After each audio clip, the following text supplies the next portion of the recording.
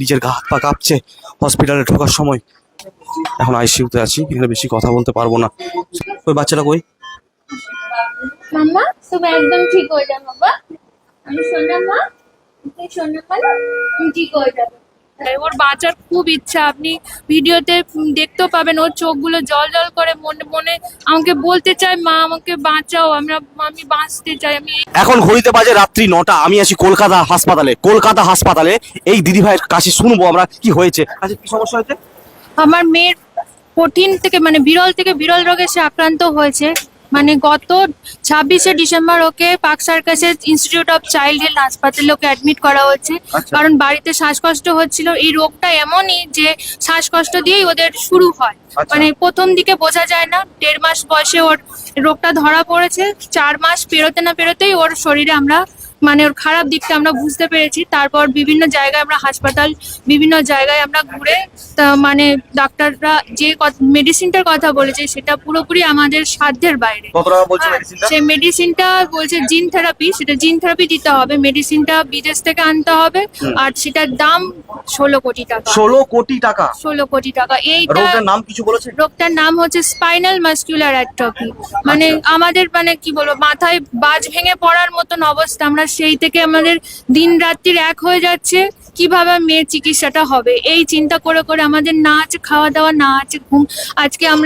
আজকে আমি ভর্তি হয়েছি, সেই 26শে ডিসেম্বর ভর্তি হয়েছি। আজকে মেয়েটা আইসিইউতে ভর্তি হয়ে রয়েছে। হ্যাঁ, কোনো রকমে ওর শ্বাসটা চলছে। হ্যাঁ, তো ভগবানের কাছে শুধু প্রার্থনা করছি যে কোনোভাবে যেন ওর চিকিৎসাটা হয়ে যায়। কারণ 2010 সালে আমার আরেকটা সন্তান হয়েছিল, সে একইভাবেই 5 মাস 10 দিনে ও ছেড়ে আমাদের চলে যায়।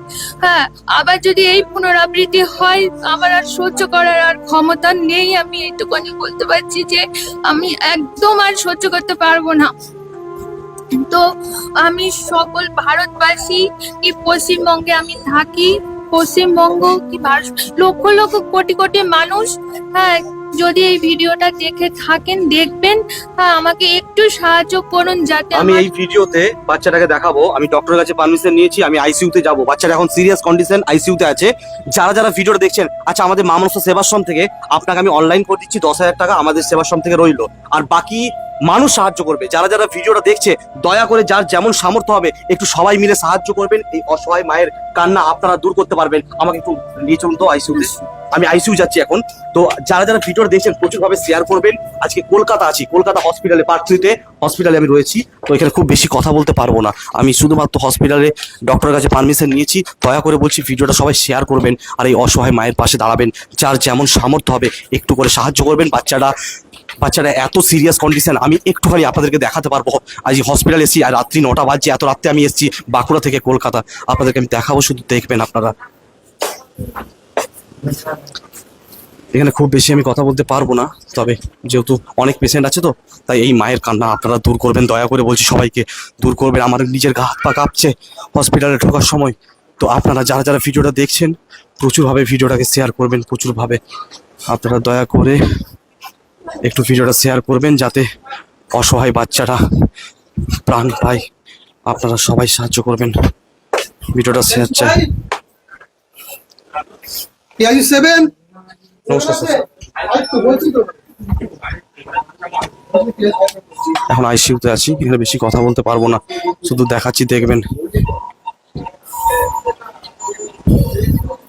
এখানে কি অবস্থা ধারণার বাইরে।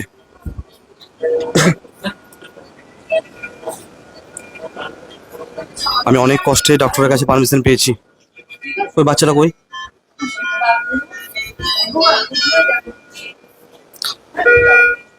দেখতে পাচ্ছেন আপনারা কি অবস্থার মধ্যে রয়েছে। এই বাচ্চাটাকে দয়া করুন সবাই মিলে।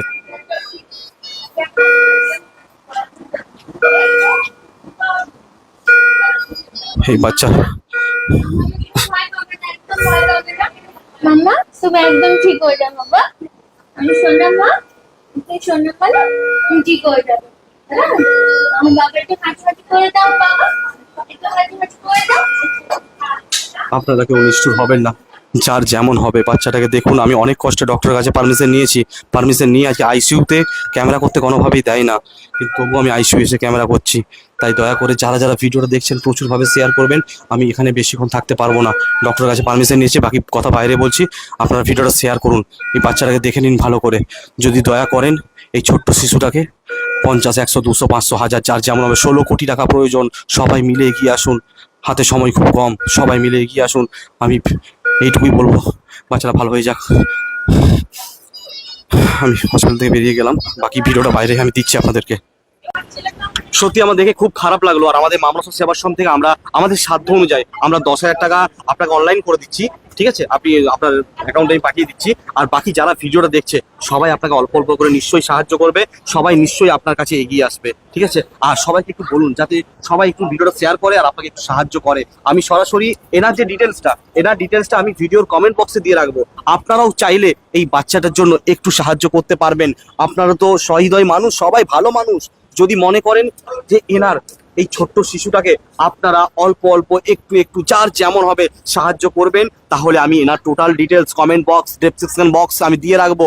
এখানে আপনারা আপনাদের সাধ্য অনুযায়ী অল্প অল্প করে সবাই যদি সাহায্য করেন, 16 কোটি টাকাটা কম টাকা নয়। এখানে এত মানুষ আছে না, কারো কাছে 16 কোটি টাকা নেই, তাহলে ইনি কোথায় পাবে 16 কোটি টাকা?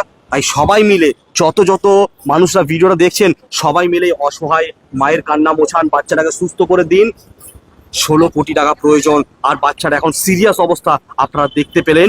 আপনারা যার যেমন সামর্থ্য হবে সবাই মিলে একটু সাহায্য করুন। এখানে অনেক দাদারা সবাই এগিয়ে এসছে, সবাই এনার পাশে দাঁড়াচ্ছে, কিন্তু এনার 16 কোটি টাকা প্রয়োজন, যেটা কারুর একার পক্ষে দেওয়া সম্ভব নয়।